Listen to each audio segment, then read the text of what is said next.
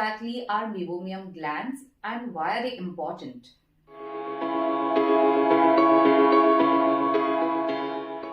Hello everyone, welcome back to my channel. I'm Dr. PayalPandit, a board certified ophthalmologist and a cataract and refractive surgeon. Today's topic we will be talking about meibomium gland disease or MGD and how it causes dry eye.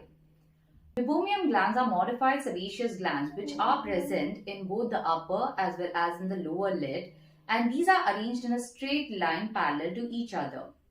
The meibomium glands produce a fluid which is called as meibum, and this meibum forms the outermost layer of the tear film. Your tear film is actually made up of 3 layers. The outermost layer is called as the lipid layer, the middle layer is the aqueous layer, and the innermost layer is the mucin layer. Now, what the outermost lipid layer does is that it prevents the evaporation of the aqueous layer and thereby helps to maintain the stability of your tear film.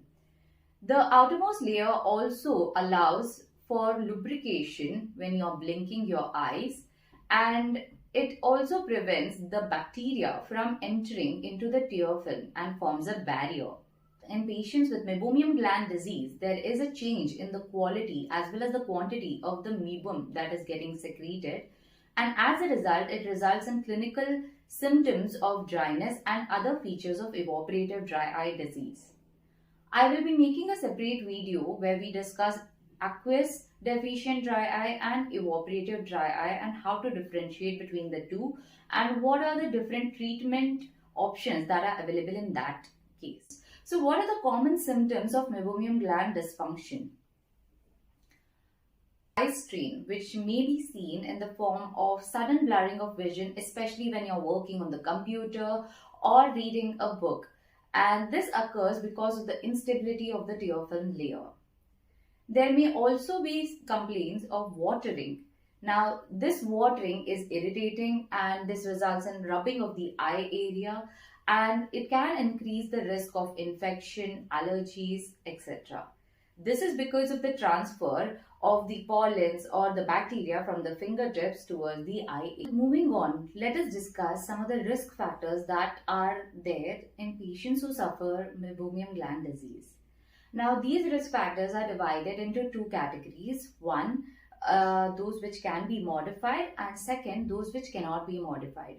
Under the non-modifiable category, you have conditions such as increasing age of the individuals or the advent of menopause. Whereas in the case of modifiable factors, it is further divided into 2 categories. Those who have patients who have certain eye conditions or patients who have certain systemic conditions. Eye conditions include anterior blepharitis, contact lens use of eye cosmetics or makeup, and lastly, Demodex mite infestation. Now, in the case of the systemic factors, which basically include patients who are suffering from seborrheic dermatitis, atopic dermatitis, hormone replacement therapy, patients who are on antidepressant drugs, anti-allergic, antihistaminic drugs, which are mainly used for treating allergies, and retinoid.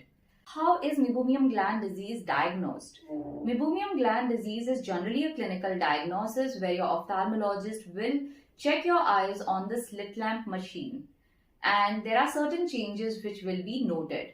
Now, the most common changes that are seen with meibomium gland disease include increase in the lid thickness, there may be telangiectasias, and there might be blocking of the meibomium glands. A gentle pressure is usually applied to the lower lid in order to express out the meibum from these glands. Now, on expressing the meibum, the quantity as well as the quality of the meibum is generally noted down, which gives us an idea about the chronicity of the condition as well as the grading of the condition. Another method for visualizing whether the meibomium glands actually are healthy is meibography, which shows us the structure of the meibomium glands. Moving on, let us discuss some of the treatment options that are available for meibomium gland disease. First and foremost, warm compresses and lid hygiene are a must. Warm compresses can be done by heating some water, putting a piece of cloth in it, squeezing out the excess water and dabbing it over the eyes. This can be done twice a day and for 5 to 10 minutes. What it does is that it transfers heat to the area, and this allows for the meibum, which is present within the glands, to liquefy and promotes easy drainage. Lid hygiene in the form of using lid scrubs is also equally important, as if there is associated anterior blepharitis, it can be treated with this. Lid scrubs are generally in the form of mild shampoos, and what they do is they remove the debris from the area and clean the area, so it allows for better drainage from the glands. Secondly, these lid scrubs also have a dual action of breaking down the bacterial membrane and as a result reduce the chances of bacterial growth in the eyelid region. Lubricant eye drops and ointment can provide symptomatic relief in meibomium gland dysfunction. Oral tablets like tetracyclines or doxycycline tablets are also prescribed to patients with meibomium gland disease, as these are known to have certain anti-inflammatory properties along with their antibacterial properties. Okay, LIPIFLOW treatment is also available, and this is a device which basically is applied over the eyeball, and heat and pressure are given to the inner eyelid region. It acts in two ways. One, it provides heat to that region and thereby allows for the liquefaction of the meibum, as well as provides pressure so that it is expressed out of the glands.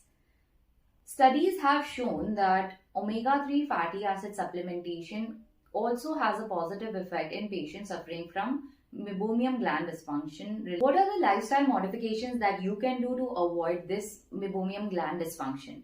The first important thing is having a good diet. Diet is very important, as a good amount of saturated fats is essential to maintain a good lipid layer.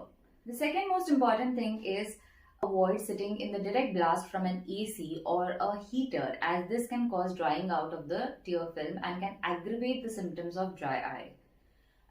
Using sunglasses, especially when you are out in a windy, sunny area, is also beneficial.